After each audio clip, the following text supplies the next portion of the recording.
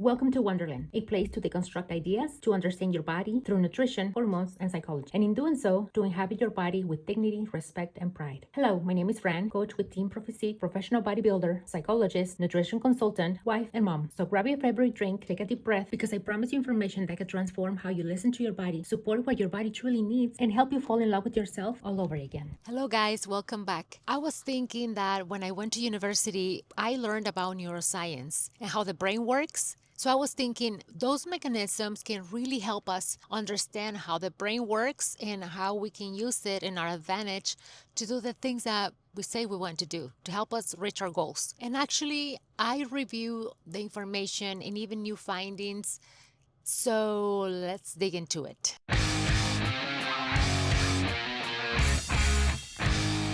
I have noticed that most people try to solve inconsistency with more motivation, more discipline, new habits, and stuff like that. But the real solution is understanding actually how the brain works, how it forms habits, how it reinforces behavior, and most importantly, how it rewires neural pathways with consistency or repetition. See, neuroscience has already decoded many of those things for us, and we are not taking advantage of it. That is because most people are trying to change their body without the understanding of the organ that is driving all of the behaviors, which is the brain. So if you have said, I know exactly what to do, but I still don't do it, then this video is for you. Because this is not just a discipline problem. It is a brain problem. See, the thing is, the brain doesn't start working or operating with a thought. The brain always starts with a perception, because before you start thinking about a diet, a workout, macros, your brain already interpreted what that means for you, what is actually happening. See, the easiest way to understand how the body works is the brain works in 3 layers, and they are working in order. The first one is the brainstem. This is the part that is always trying to keep you alive. It is fast, it's automatic, and it's always scanning for danger. So basically, this part is always asking, is this safe or is this a threat? Then it comes the second layer, which is the limbic system. And this is the emotional part of the brain. This is where feelings, emotional reactions, past experiences, they all start to mix together. So the brain goes, this is stressful. I don't like it. So the limbic system starts creating a reaction like anxiety, overwhelm, resistance, cravings, all of that. And lastly comes the prefrontal cortex, which is your rational part. This is the part that plans ahead, uses control, thinks logically, and is the one that says, okay, this is what we should do. So basically it goes like this. First, the survival part of the brain, then the emotional, and then lastly, the logical part. And this is important because most people are trying to change their behavior only from the logical part. They're like, I know what to do, I just need to be more disciplined. But as you know, we keep falling into the same loop, starting over. Because if the survival part of your brain already made the decision that the diet, the exercise, the routine, all the new behavior is threatening you, and then the emotional part is already activated, then the logical part of your brain is already behind. It doesn't even matter anymore. And that is why knowing what to do is not always enough. So let's bring this into real life. When you go from doing nothing to doing everything, going all in, your food, your cardio, your training, all of the new habits, your prefrontal cortex may call that commitment, but your brainstem and your limbic system already register that as a threat, as a stress. Therefore, your system will resist and you will eventually stop doing all of those things. It's kind of like because you know what you want to do, somehow you stop. And that is not because you don't care or you're not disciplined enough or there's something wrong with you, but it's because the nervous system never felt safe with that thing that you started. And this is where I want you to start seeing your own behavior with a different lens. Because I know most of us think that we need more motivation. But what we actually need to understand is what part of the brain is running the entire show. Because like I said, if your nervous system feels threatened, then that leads to a negative emotion. Then the rational part of your brain is just spinning its wheels. That's why mindset alone is not enough. And this is something that I correlated with a book that I've been recently reviewing. It's called Dopamine Nation, because it says that we don't always struggle just with motivation. And it says that we don't always struggle just with discipline. Instead, we struggle with how our brain has been trained to seek reward quickly, because you know that we live in a world full of stimulation, hyperpalatable food, scrolling, shopping online, and we always have that constant dopamine hit. So over time, the brain starts craving that intensity and it starts preferring quick reward and immediate relief. So when we start a diet, we want those quick results and we do all the things perfectly, check all the boxes. We're very motivated, we feel very disciplined, and that is exactly what the brain perceives as threat. And it actually makes a lot of sense that we want those quick results. We want that dopamine because the brain has adapted to that stimulation. Well, we can learn something important from here, because that tells us that the brain learns by repetition, because you don't create a real change just by saying, this week I'm all in. This time I am not gonna quit. Because as you know, that is a thought. And habits are built through repetition, through circuits that get reinforced over time. So if your pattern is going all in, then feel burned out, then feeling bad, and then restart, your brain is not learning consistency.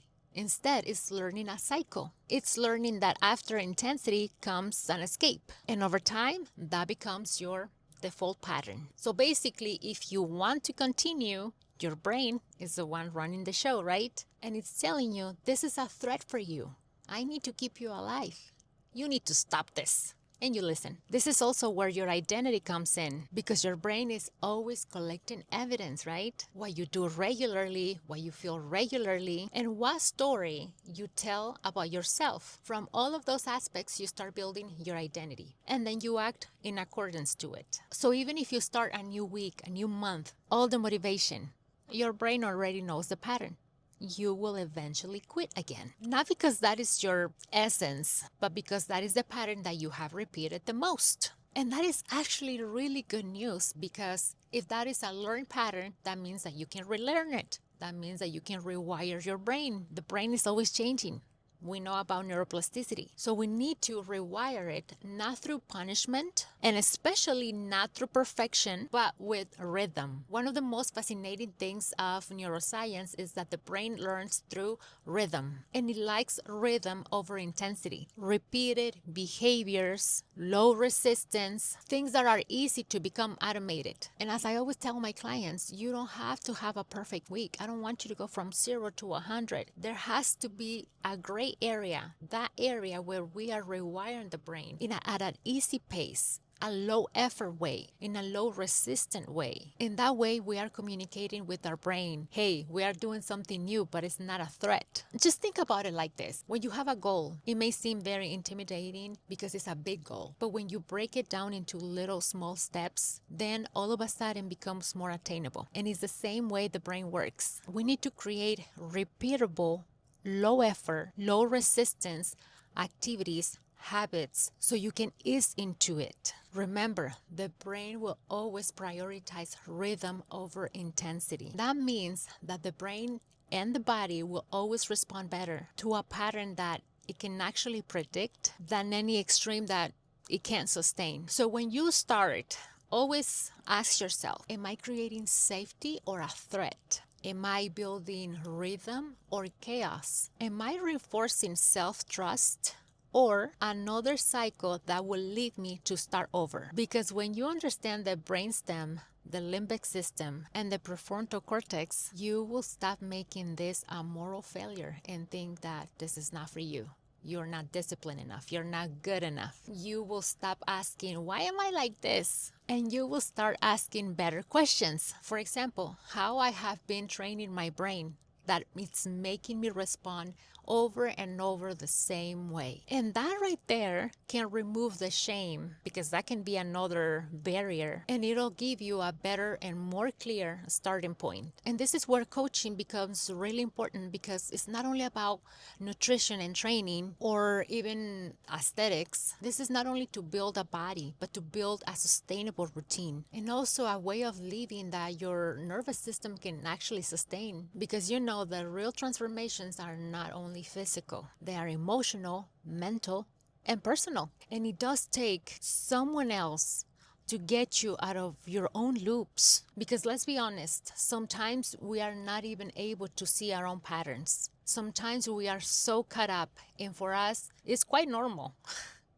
So by having someone outside with a different perspective, with less biases, that can call you out on the patterns and help you break them. So if you're tired of starting over and over again, I want you to know that there's nothing wrong with you. You have just been trained to follow a pattern. So to summarize, your identity is only created by the things that you repeat. The things you repeat, you can change. That means that you can create a new identity, one that aligns better with your goals. And the way you do that is by rewiring your brain. Because I know that a lot of us have been spending years blaming ourselves, starting over and over, thinking that discipline and motivation are going to fix everything. And as we know, that hasn't been the case. So maybe the truth is that no one has really taught you how your body has been responding, adapting, and protecting you, and how it's been learning this whole time. And I think there's something very powerful about realizing that the problem is not that you need to hate yourself into changing. The problem is that you need a different way, a more honest way, a more intelligent way, and let's not forget,